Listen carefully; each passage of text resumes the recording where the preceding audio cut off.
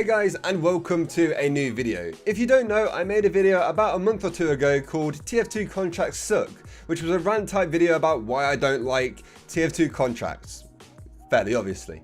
And the support from that video was generally very positive and people seemed to quite enjoy it. So I wanted to talk a little bit more about the things within TF2 Trading that I hate and explain more to you. So obviously this video is going to be all my opinion, and you are allowed to have your own opinion that differs to mine, but if you want to discuss any ideas or thoughts in the comments, we can do that, and we don't have to annoy each other by having different thoughts and opinions, because that's stupid.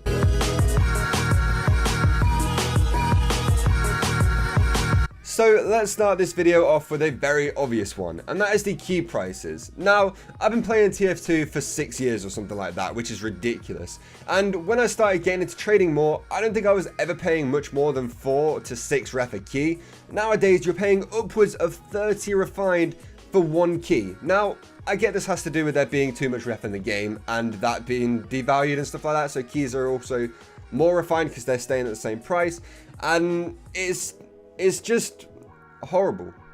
For a new trader that's just starting out, getting to 30 ref before you can even buy 1 key is a very, very daunting task, and it's quite scary, and they might not know what to do with that ref that they have it, or at that level of trading anyway. It's really hard to make over a ref of profit in a single trade, so you're going to be building up to just like scrap profits every time, and it's going to take forever. And once you've done all of that grinding and finally got to the 30 ref, you've only got 1 key, and a lot of people suggest to start unusual trading with 8 keys, so you've got to do that loads and loads more times. It just takes a long time to even get to anywhere you're going to be making any type of decent profit. Generally, it's just a lot of work to get into unusual trading, and it never used to be like that. I'm quite lucky in the fact that I have done all my trading at this point and I don't need to do it anymore, but this is the reason that I don't see myself making another Revolve to Riches series or another Nothing to Something series in a very, very long time. Now, don't get me wrong, you could still very much trade from a weapon to something decent nowadays, but it will take a long time before you start profiting enough to make it worth the time spent, which is why I don't do it anymore, because I've got other stuff I want to work on and I can't be bothered to sit in a trading server for that long. But we'll get to that. And we'll get to that right now because I didn't realize that was the next point.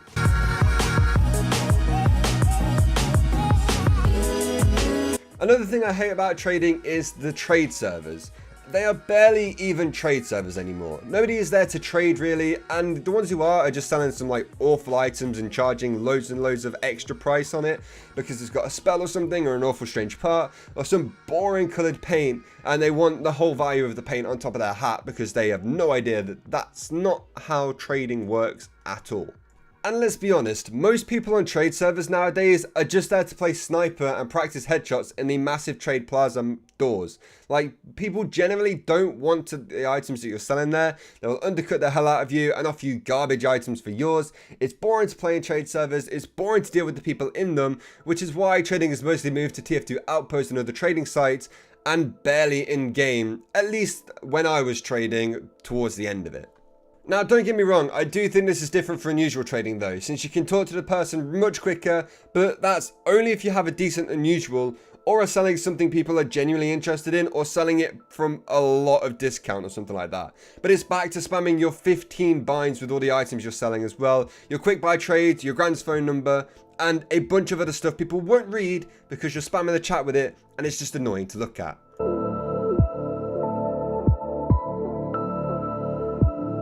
So this next point was actually one of them that was made by community members, as I asked on Twitter for what people hated the most about trading, and it kind of came back with 2 main answers. One of them was that trading bots have now taken up a lot of the actual trading market, and it's taking away the trades from actual people. And I agree with that a lot of the time. But I feel like with trading bots, there are generally 2 sides to them. One of the sides is that they're instant, a lot of them. They have really good prices most of the time, and they have pretty much every item you would want. But on the other side, they are stopping another human from making progress with trading, as they are always online and selling the same items. And since they are such big operations and they have so many items in their backpacks across multiple accounts, that they are easily buying and selling items constantly, and they can afford to undercut everybody else if they really wanted to, so they get all of the sales and nobody else can make any profit from selling those items. Same thing with scrap.tf and STN Trading and stuff like that. They are great sites to do some quick trading on if you know what item you want and you don't want to search for them. But scrap.tf has single-handedly killed off scrap banking as far as I know, or as much as I remember, because you can get stuff for a weapon on scrap.tf, and for me, like, I don't know, like scrap banking was a crucial part of trading when you were starting out, and it's one of the reasons it's so hard now because nobody's going to do it. But I don't know, for me, trading bots are a double-edged sword, and I don't know which side I'm on, because I like them, but then I also feel sorry for whoever's trying to trade the same items as them being completely overdone by them.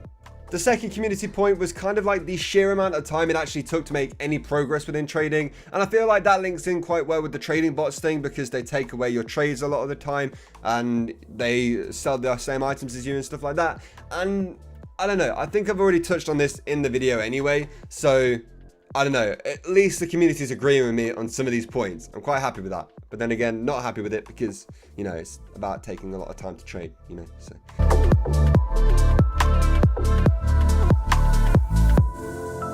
The final point for this video is the trade holds, and this is quite a big one.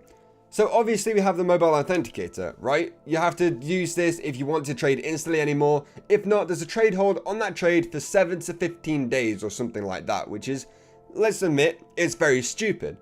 Imagine buying an item you wanted to sell and having to wait 2 weeks to even get it into your inventory. Then maybe the next guy you're trading with doesn't have authentication, and that's another 15 days or something stupid to maybe make a couple of ref of profit, which equivalates to literal cents. Almost a month to profit a couple of pennies. Okay, now I know that this was added in to stop people getting scammed, because then they have a week or two to decide if they want to go through with the trade. They have a week or two to check it over, and the mobile authenticator lists out all the amounts and items and stuff like that, which is great. Why not put that feature in the trading window? It's not that big a problem for me because my phone is constantly on my desk, but if you're so worried about people getting scammed, you don't have to keep screwing everyone else over by making us wait 7 days after buying an item from the store to sell it, or actually getting an item from a trade or something like that.